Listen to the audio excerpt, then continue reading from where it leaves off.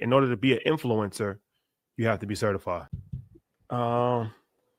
What do you think about Chinese social media platforms requiring creators to have credentials before uploading on their platform? I feel like it's good and bad, because it's good from a standpoint of you're not just having anybody just say anything. That can be harmful. From a variety of different standpoints: finances, nutrition, politics.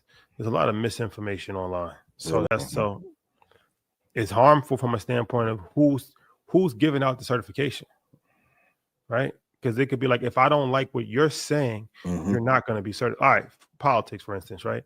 If you have a different political view than what I think is the correct political view, you're not going to be certified.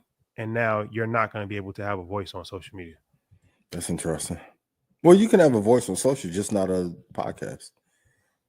Well, I think, isn't it, their rule is that you can't even speak on social media. Like, they're not, like, in order to be an influencer, you have to be certified. But we're not gonna certify you because you don't fit what we deem would be responsible at that time. What would be responsible? Invest money in the S&P 500, retirement plan, a lot of that stuff. But crypto probably wouldn't be seen as something that would be responsible.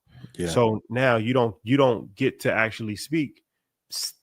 Fast forward 7 years later, and it's been the best performing asset out of every asset in the last 10 years. That's interesting. Like I said, good idea in theory, but it's just the implementation part that I think,